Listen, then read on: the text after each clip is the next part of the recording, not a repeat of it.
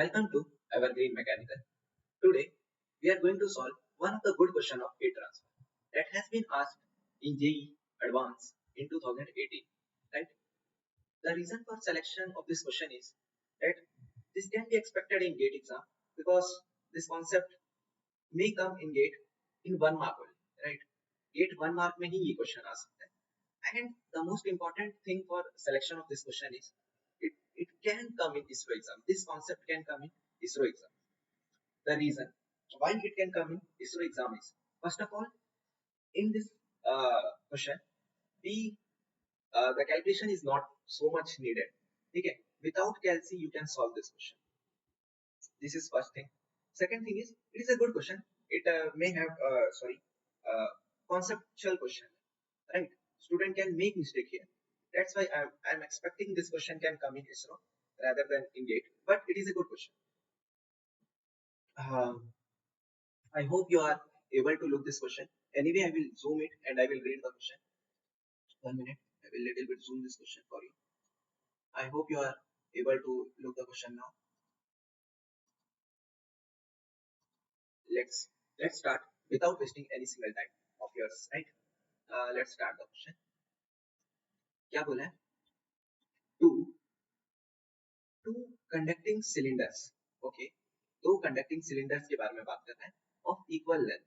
Show भी करके रखा है, देखो ये एक सिलेंडर 1 है, ये एक सिलेंडर 2 है और इक्वल लेंथ है, ठीक है, दोनों का लेंथ सेम है, but different radii are connected in series between two heat baths kept at temperature T1 equal to 300 Kelvin.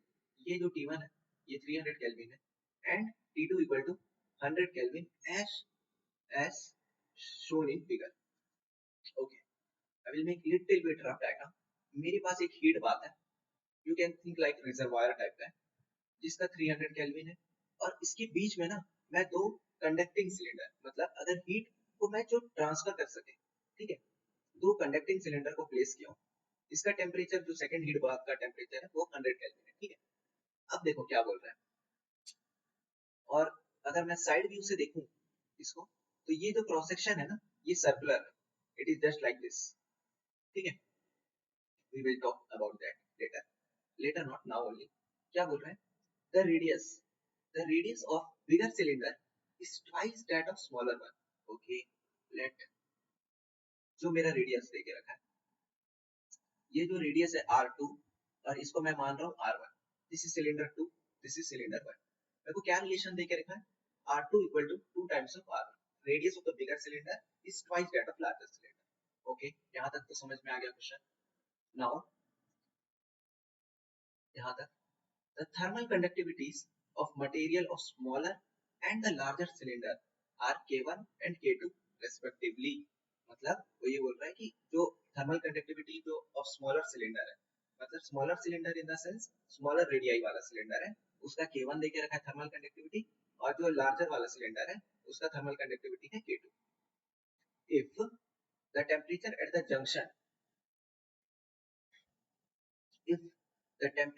junction of the two cylinder, ये एक सिलेंडर है ये दूसरा सिलेंडर है, इन दोनों का जो जंक्शन है ना उसका टेम्परेचर देके रखा है मेरे को कितना, 200 kelvin. Of the junction of the two cylinder in the steady state. This is something, it's a very important keyword. अगर आप इसको मिस कर रहे हो तो आप एक assumptions लगा ही नहीं पाओगे. ये steady state बोल के रखा है, is 200 Kelvin, then K1 by K2 हमको निकालना है.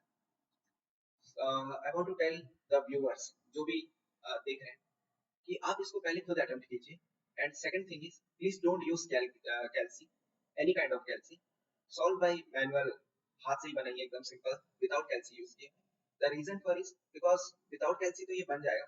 And second thing is, आप इसको 1 मिनट के अंदर बनाने की कोशिश कीजिए, क्योंकि ये इसरो के लिए ही I have selected this question and ये 1 मार्क का ही क्वेश्चन है, राइट. आप इसको ज्यादा समय नहीं दे सकते, तो एक टाइम फाउंडेशन में आप बनाने की ट्राई कीजिए, राइट. मैं आपको समझा रहा हूँ करके शायद आपको टाइम लग सकता है, बट दिस इज नोवेयर, आप 1 मिनट से आप ज्यादा ले ही नहीं सकते इस क्वेश्चन के लिए, right. Let's start the solution of this question. आप ऑलरेडी समझ चुके होंगे.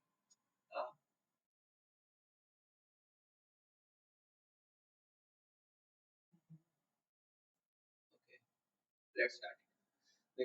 ये क्वेश्चन में एक चीज नहीं दिया है क्वेश्चन में, बट डायग्राम आपको एक चीज बता रहा है। क्या बता रहा है?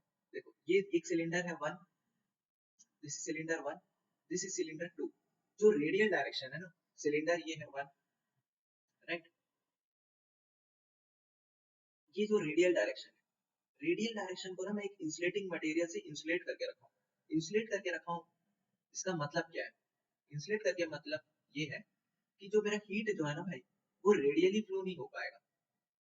The only direction the heat can flow is longitudinally, axial direction में वो फ्लो करेगा। क्योंकि why it will flow in this particular direction में ही क्यों फ्लो करेगा, लेफ्ट से राइट की तरफ? बिकॉज जो लेफ्ट साइड का जो टेम्परेचर है वो 300 केल्विन है और ये है 100 kelvin. Heat always in one dimensional specially, heat always flow from higher temperature to lower temperature में वो क्या करेगा, फ्लो करेगा, राइट। दैट्स व्हाई जो मेरा हीट फ्लक्स का जो भी डायरेक्शन है वो इस साइड होगा, इन दिस डायरेक्शन, राइट। सबसे पहला चीज तो मैं ये समझा। दूसरा चीज क्या देखे रखा है कि ये तो वन डायमेंशनल है। सेकंड चीज है स्टेडी बोल के रखा है। And third thing that is I am assuming is there is no internal heat generation in cylinders. Okay, क्योंकि अगर रहता तो कुछ देता डेटा, बट नहीं दिया।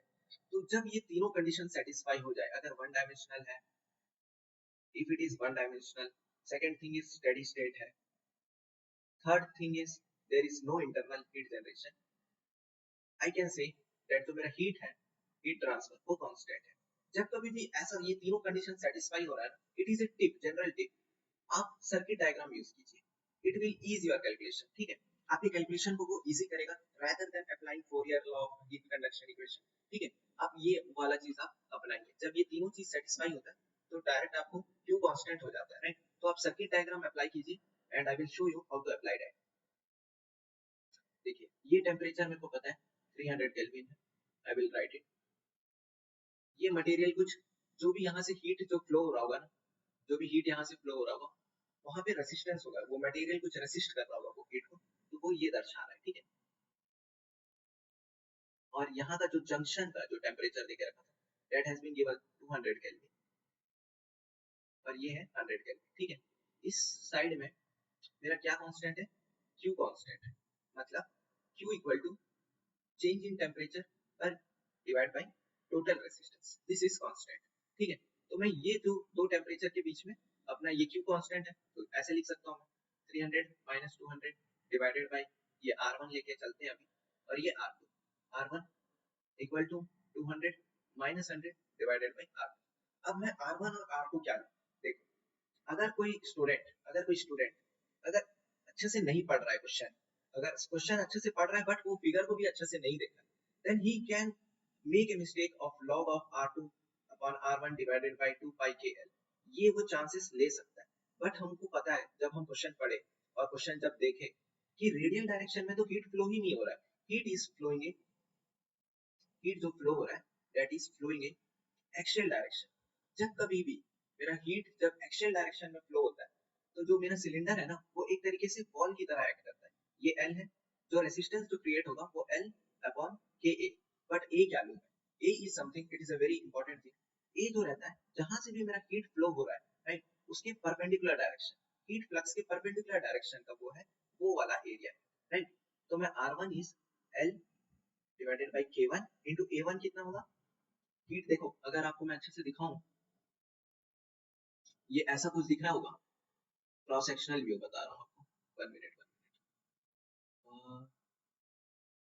अगर मैं यहाँ से कट करूँ ना, when I will cut it, तो मेरा जो क्रॉस सेक्शनल व्यू है ना ऐसा कुछ दिखेगा, it is a circular cross section, और हीट जो है वो perpendicular to that cross sectional area flow है, तो उसका एरिया कितना होगा, पाई R1 का होल स्क्वायर, ठीक है।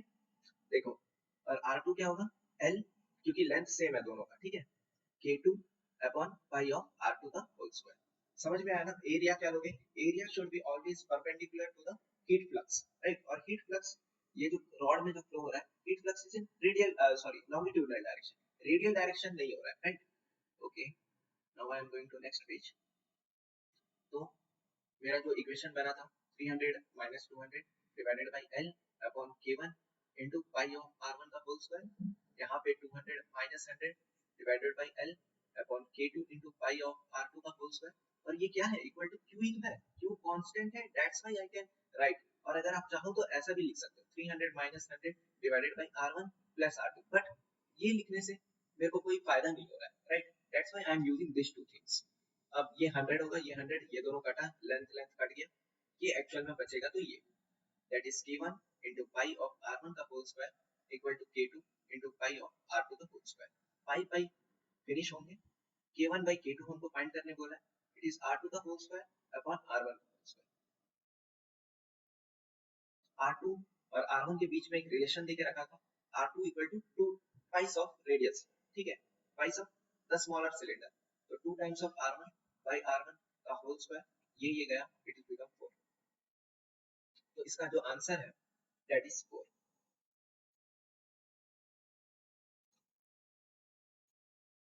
This answer is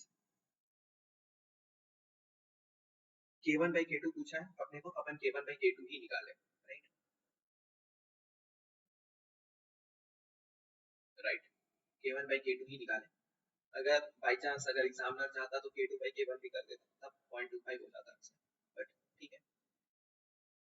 तो I hope you have understood this question. इस क्वेश्चन से हम लोग सीखे क्या, एक ही चीज सीखे हो, ये क्वेश्चन 1 मिनट के अंदर सॉल्व होने वाला था, बट हम लोग क्या सीखे वो मैं आपको एक बार बता देता हूँ, ताकि आप हमेशा ये चीज को हमेशा ध्यान में रखें कि whenever, इसको आप प्लीज नोट कर लें, जब कभी भी वन डायमेंशनल है, स्टडी है, और अगर नो इंटरनल हीट जनरेशन है, तो प्लीज ऑलवेज यूज, सबसे पहला तो Q जो होगा वो कांस्टेंट हो जाता है, एंड सेकंड थिंग कि ऑलवेज अगर जब ये चीज होता है तो आप हमेशा सर्किट डायग्राम यूज करें, it will ease your calculation, and and you will get the right answer, okay? And we will soon meet in next video. I hope you have understood the question.